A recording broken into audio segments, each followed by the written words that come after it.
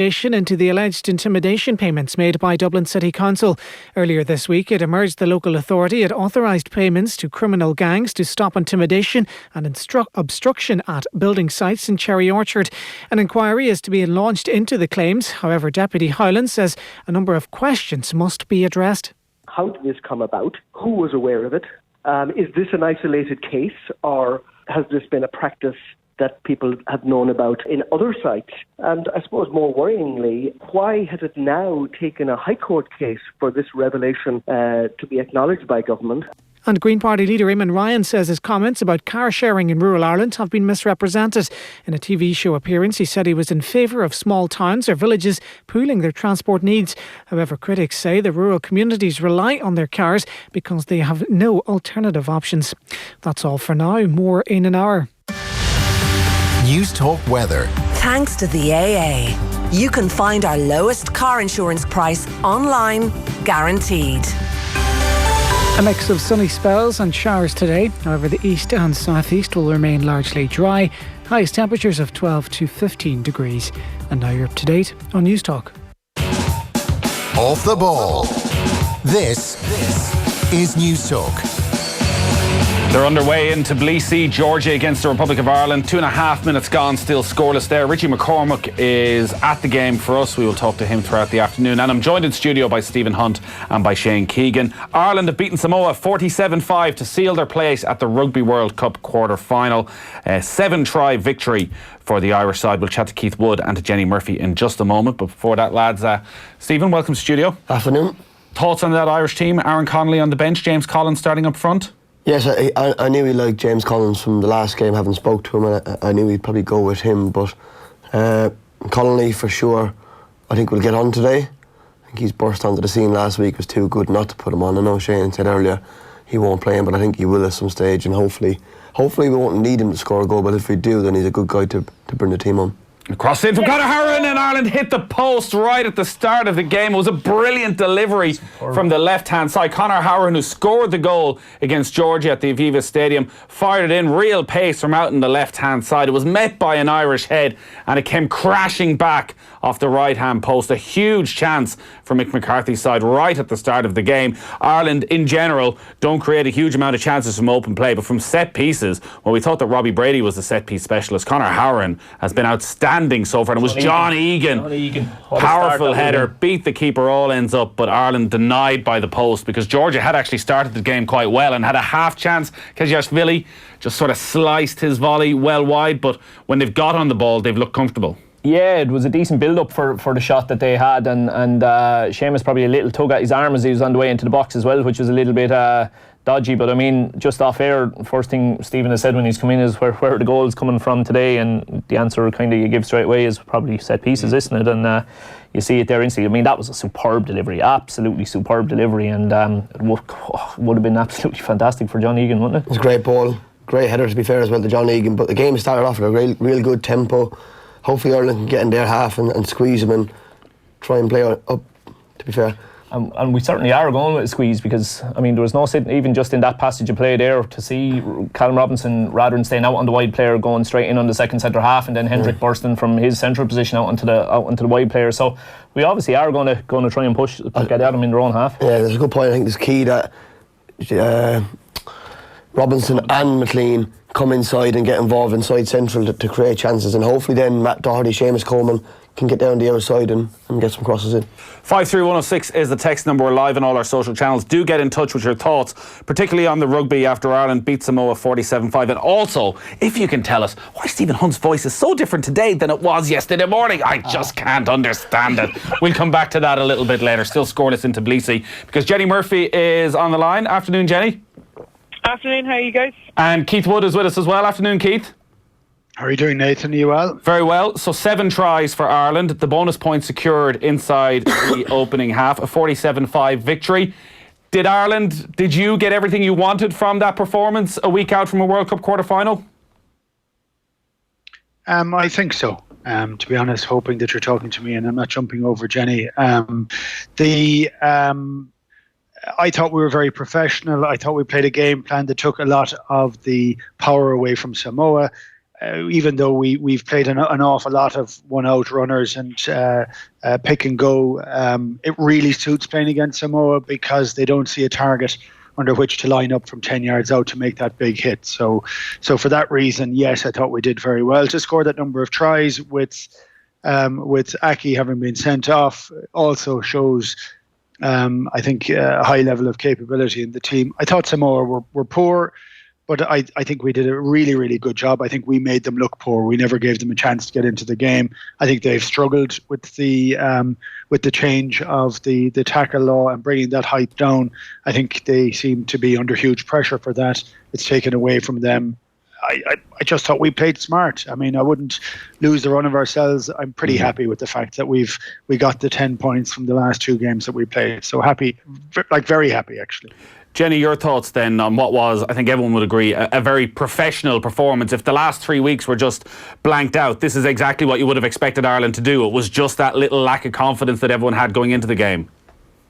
Yeah, I think, well, as a spectator, I myself was even just a little bit nervous, but knew they'd get the job done. And the fact that they went down to 14 players for 50 minutes against, you know what, it's a very physical and abrasive team. And not only getting 7 tries, but conceding only 1 try. I thought defensively they were quite sound as well. Again, a really strong start, which is what we wanted. And then a little bit of sloppy, loose ball kind of crept into the game for a while. But bonus points, we got what we wanted out of the game. So I think obviously the only negative was an Aki red card, which I don't think Schmidt would be, it's not ideal going into a quarterfinals. But can you have any complaints, Jenny?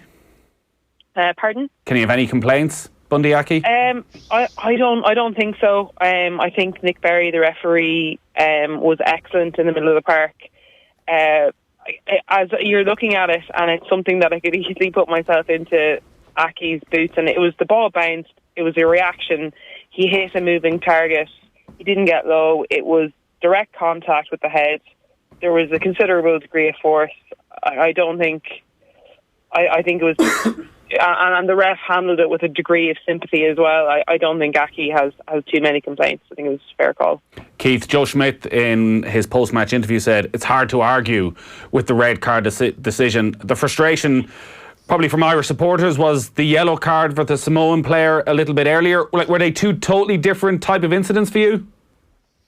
They're actually similar, but just that last dip of Stockdale going into it, plus Lamb had actually hinged his hips, so he was down. He was trying to make the tackle in the right place. And again, the referee went through that very well. So for people who look at it and aren't fully in tune with the recommendations that have come from World Rugby, they look incredibly similar, but the outcomes were, I would have said, exactly correct. So a yellow card for Lamb, because it was a yellow card, it wasn't a red card, and definitely for Aki it was a red card. And there was I often listen to Steve Hansen kind of spouting rubbish, really trying to get into people's heads before a weekend. He does that often, but this week he actually said, listen, the players have to figure it out that if you're off the field, it's pretty much a disaster for the team. So you have to lower your height. You have to actually tackle, not the way you think you should tackle, but you have to tackle the way the laws are being dictated to that you have to tackle. And that's the one problem I have with Samoa. Samoa complained for the last 2 weeks. We don't quite understand what's been required. And because of that, they've often played in that fashion. So it's, look, it's a change. It's a total change. People are saying it's making the game less physical. It's not. The game is so super physical that this is a responsible and sensible reaction to people getting fairly hefty hits on the head. So, look, I'm glad it's gone in. I know it's causing a bit of difficulty, but the discipline that has to go in now isn't just the discipline of yore. It's the discipline now to make certain that you make a safe tackle, which probably means slowing down a tiny bit and still trying to tackle with your head up. And that is the difficulty. It's not tackling with your head down, committing to a full aggressive tackle at 1,000,000 miles an hour. You can still hit with 100% power. You just need a little bit more eye on exactly what's going on. Keith, it's tough. It just so happened the way it worked out that this was the day then that Robbie Henshaw finally got to play at this World Cup. So he is now a live option for that quarter-final. Did you see enough from Henshaw? Like Johnny Murphy was making the comment earlier that it's almost like his first pre-season game for Robbie Henshaw. Did you see enough that he'd be ready to go in against the All Blacks or South Africa at a World Cup quarter-final? I don't have any doubt ever about Robbie Henshaw. I think he's a really class player who's been heavily hampered by injuries. And I don't say this for every player coming back, but I think he can get better and better with it. I thought he was sensible today. I thought the team played in a sensible fashion, which basically meant that he got the way through the game, got the number of minutes he needed to do. It was beneficial for Ireland, beneficial for him. When he has to go all out, he'll go all out. And I think he made a couple of mistakes today, and partly because you're not going at 100 miles an hour either. So, look, I think he'll be absolutely fine. And personally, I think our best partnership pairing, partly because of the injuries, Ringrose has played himself back into form, and I think the pair of those are ideal. Jenny, Chris Farrell is the other option for Joe Schmidt, and clearly he has a lot of time for Chris Farrell, but this is the World Cup quarter-final. It's do or die next week. You simply have to go with probably the centre partnership that most people thought would be the centre partnership for the last 2-3 years. Yeah, obviously, like Chris Farrell is an outstanding player. He's such a powerful carrier of the ball, which is easy to say. You can chuck that out. He's got great hands. But Ringrose, I think, especially during this World Cup, he's been defensively really sound. He's played a lot more with Henshaw than Farrell has. It's been the most familiar kind of partnership we have between the three of them, Henshaw and Ringrose. So I'd imagine that's what Schmidt is going for. And then to have someone like Farrell possibly coming off the bench, that's not a bad fit either. I think it's going to be exciting, and to reiterate what Keith has been saying, Henshaw is the kind of player that he doesn't need much time to get dust off the cobwebs, and when he's 100%, he's 100%, and he can do a lot of damage. He's such a smart, intelligent player, and huge amounts of pressure on opposition. So I think I'm for one excited about that potential partnership. Did we see again today, Jenny, that Johnny Sexton just transforms this Ireland team, that when he's on the pitch, anything sort of seems possible? Yeah, he wasn't World Player of the Year for nothing. He's the brain of this team, and he makes it tick, everything run over smoothly. He's got his 2 tries, but I think just everything, even the players seem a little bit more relaxed and calm, and they know the plan, they know what to do. And it got a little bit frantic at times, or it looked a little bit, we started playing quite tight, and those one-off hits rather than potentially looking out. There was a few times where crossfield kicks and stuff were on. I know we played smart, but I think Johnny is, he's the starting 10 for a reason. He's a huge wealth of experience. He's well able to play in those big pressure games, and his boot at the moment is pretty fantastic. So, all superlatives for Sexton. Keith, is that the overwhelming positive of the last month for Ireland, that we've arrived at this World Cup so long awaited, and Johnny Sexton, the marquee player, looks to be actually at pretty much his very best? I don't know that he was at his very best today. I thought he was incredibly sensible today. I would have said, for me, he was really good to watch, because he was outside of danger and risk for nearly the whole game. So I thought he pulled the strings and pulled it well. I thought he played very, very mature. I think it is a good thing for Ireland. But this is not the Johnny Sexton show, and it can't ever be, and we can't ever have it reliant on the fact. Because if Johnny gets injured, is that it? We're gone then. We need to have... Is it? Is it actually? Is that what we've seen? If Johnny's injured, that is it? No, I don't. I don't think so. I think we've been really unfortunate in that Johnny was injured for a long part of it, and so is Joey Carberry. So there are 2 10s. Joey's had very little game time coming in, and whereas Johnny can come back in and play well, it's because he's got 13 or 14 years experience to rely on. Joey Carberry has only got 3 or 4, so there's a big difference, and he isn't used to playing at that level all the time. So it requires other players to stand up to it. So if we're going to say what's the most encouraging thing of today, not over the last month, the most encouraging thing today is that Rory Best led from the front, got a try. Tyke Furlong has come back into form. CJ Stander came back into form. I thought he played very well. I thought 9 and 10 played well. And actually, I thought Larmour had a really fine game. So suddenly there's a couple of young guys there, but a lot of the older guys put their hands up and said, okay, maybe we need to share some of this weight as well and not just leave it on one guy's shoulders. That's the most encouraging part of today. Our rugby coverage brought to you by Vodafone, Team of Us, everyone in. Just a break for a moment to look at the football. It's still Georgia 0, Republic of Ireland 0. 16 minutes gone. The Republic of Ireland with that biggest chance when John Egan's header hit the post. 66% possession for Georgia. Stephen Hunt and Shane Keegan are in studio. It's been a remarkably open game, it seems. End to end. It certainly has, yeah. In fairness, I think the vast majority of the better play is coming from the Georgians at the moment. So I think some of their combination play when they're in the attacking half of the field is really, really good. They seem to have constant movement off the ball. They seem to be able to play little give and goes and get in the other side of us. And they look very, very dangerous. I'd be a bit worried at the moment. Yeah, both teams are playing well, actually. It's almost like a championship game, 100 miles an hour, and Ireland look positive going forward as well. My voice will come back, Nathan, by the way.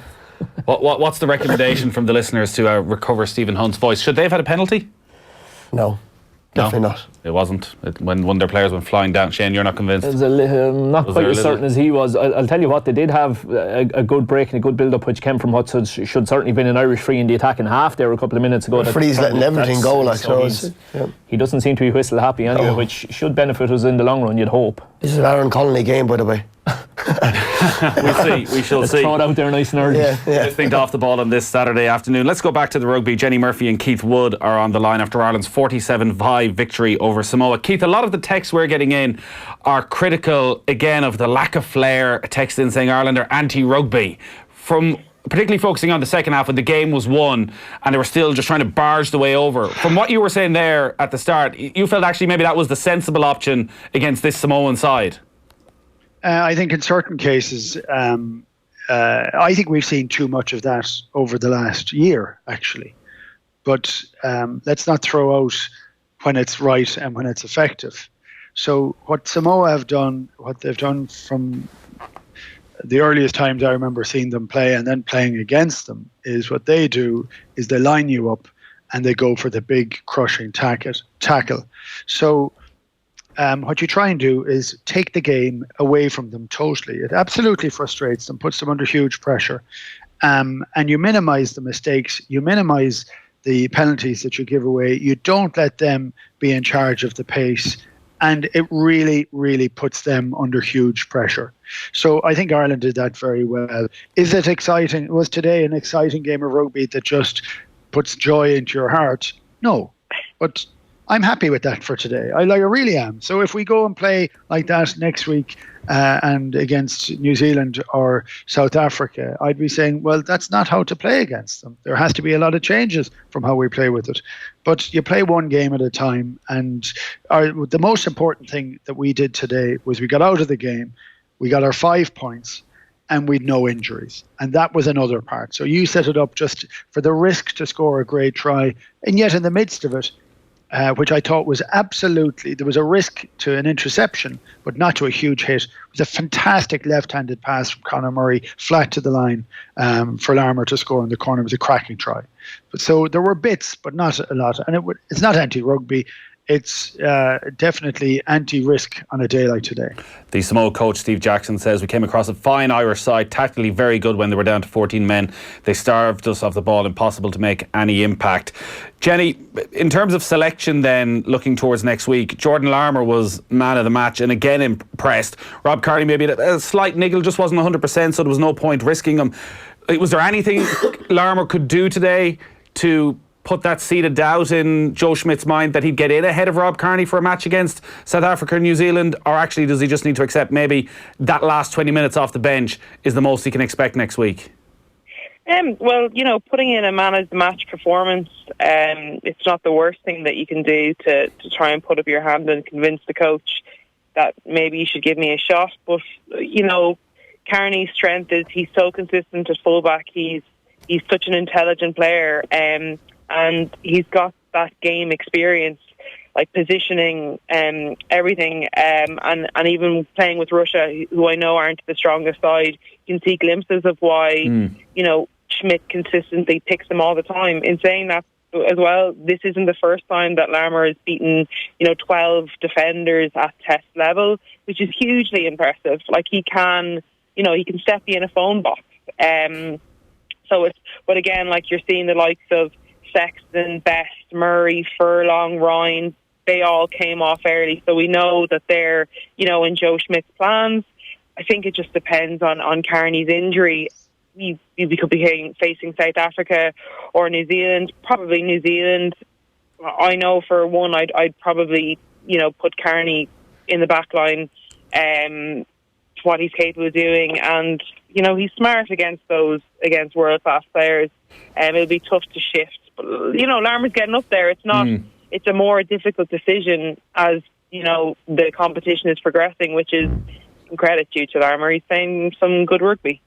Keith, you probably have a decent idea of the inner workings of World Rugby. Interesting in the last few minutes that both the Samoa coach Steve Jackson and their captain Jack Lamb have called for Bundy Aki to escape a ban and to be available for next week's quarter-final.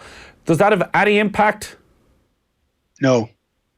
None? No, none whatsoever. Can't. Right. He's going to, you assume, miss next week and possibly the rest of the tournament? I think it looks like he'd miss next week. I think it was entirely accidental. So I think the bobbling ball put him into a position where he was in the wrong part, but he made a fairly full force contact with the head with his shoulder. So that's why I 100% think it was because of the nature of what just happened in the immediate 2 seconds. But that's like you can't.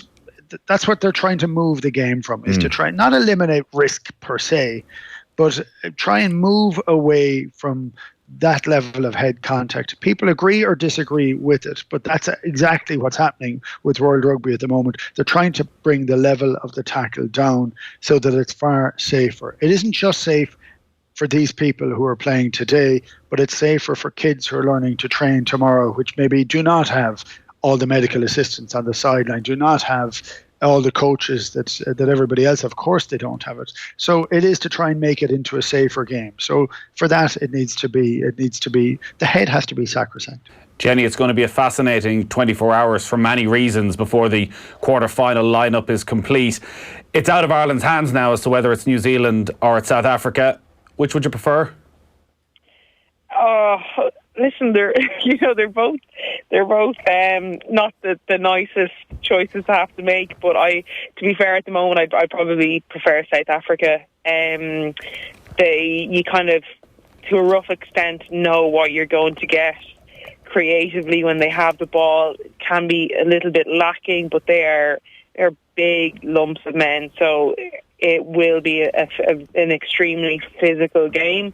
And then with a team like New Zealand, you've got, stunning players across the park, and they can make something out of nothing as well. So it's a World Cup quarter final, and you have to beat the best to get your hands on the cup. So I'm just delighted that we've got there now, and whoever we'll face, I'm sure that Schmidt has some plan up his sleeve. Keith, this is a huge 24 hours, it feels, for this World Cup, and whether or not the Japan-Scotland game can go ahead and all the ramifications that will be there if it doesn't, and if it does, what a game it will be in terms of filling that quarter-final slot. I know you were on earlier in the week talking about the integrity of the competition.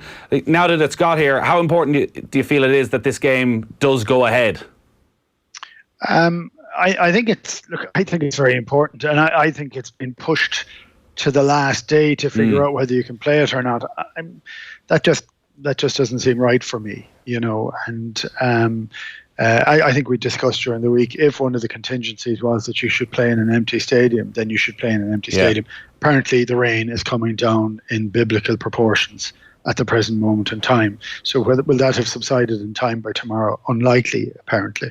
So I think it's a dreadful pity within it, because you should never take anything away from human cost, and you should never take anything away from safety. but the contingency of it just being a draw, comes across as being it's not painfully wrong. exactly a robust contingency plan. Yeah, correct. Yeah, it's going to be a pretty controversial 48 hours, I suspect. Keith, you're going to be with us on Tuesday night, when we're at the Bord Gáis Energy Theatre. Michael Lynagh is coming over. Bobby Skinstead, the former South African captain, will be there. We'll have yourself, Brian O'Driscoll, Paul Howard, Mal O'Kelly, Danny O'Reilly from the Coronas, offtheball.com/events. What do you want to be talking about? Ireland, New Zealand, or Ireland, South Africa in the quarterfinals? Yeah, I don't really care. I just want to have a bit of fun with them. There's a lot of guys there with good humour. Though I'm looking at the screen here for anybody that's not anybody that's listening on radio. Have a little look on Facebook Live and look at the two lads in the studio. They wince and grimace over every single thing that is actually happening. It's well worth watching. They can't hear me, which is quite funny. I don't know if they know that they're on air, but they are on air. Yeah. They can hear now. Keith Wood is slagging me off. Yeah, our facial reactions there and getting a kick out of Stephen. So it's still 0-0 between Georgia and Ireland, despite all their wincing. Some of them are actually positive winces. Yeah, no, we're gonna have a lot of fun on Wednesday night. There's a couple of the greats of the game. Michael Lynagh, who was one of my heroes growing up. I played against him a few times. Really, really good guy. Bobby Skinstead too, who never quite got, I think, as far as he would have liked to with South Africa, but my God, was he was the most extortionately talented back row forward. So we're going to have a bit of crack, and of course we'll have Mal O'Kelly and Ross O'Carroll Kelly. That's what we'll have as well. So we'll have a bit of fun with that, you know. All right, great stuff, Keith. We shall talk to you on Tuesday night at the Bord Gáis Energy. Let's hope both of us turn up on Tuesday night when it's actually happening. And Jenny, thank you as always. We shall talk to you over the next couple of weeks. Thanks for having me. Jenny Murphy there and Keith Wood reflecting on Ireland's 47-5 victory over Samoa. Ireland through to the World Cup quarterfinals. Keith said the typhoon very much arriving in Japan in the last few hours. Biblical rain, and if that doesn't stop, well, unfortunately it's very hard to see how that Scotland-Japan game will go ahead. They're expecting maybe 10 o'clock Irish time tonight. There may be a decision on that. Check out offtheball.com. We'll bring you that as soon as we hear anything. Let's go to Tbilisi, hear what's happening. Richie McCormack is watching Georgia against the Republic of Ireland. Georgia 0, Ireland 0. Ireland have gone closest, but Georgia have had the better of this one so far. It took less than 30 seconds for a first Georgian chance, with Valeri Kazajishvili finding himself in space but firing high and wide. Ireland hit the woodwork in 3 minutes when a free kick from the left was floated onto the head of John Egan, who found the upright instead of Georgie Laurier in the Georgian goal. The hosts have gone close twice since, when Kvitalia found himself one-on-one with Duffy, but instead of going for goal, waited for Ananidze, whose shot went wide. They went close shortly afterwards as well, but Ananidze is proving the thorn in the Irish side, creative in a way that Ireland aren't so far this afternoon. But so far at the Boris by Shadzi Dinamo Arena in Tbilisi, it's Georgia 0, Republic of Ireland 0. I'm Richie McCormack. Thanks a lot for that, Richie. So nearly 29 minutes gone, still scoreless in this game. The biggest chance is still that opportunity for John Egan, but in open play, Georgia have generally looked more comfortable in possession, and Ireland just can't make it stick. Same old story. It's a strange one with Georgia, because when we press them in their half, when they're trying to play out, we've been quite effective a few times, Hunty. We've turned them over a couple of times high up the field, where we've then had a chance to kind of go at them straight away. When they get into our half, we don't seem to be able to lay a glove on them, really. They seem to be kind of able to play some very good combination play around us. But a couple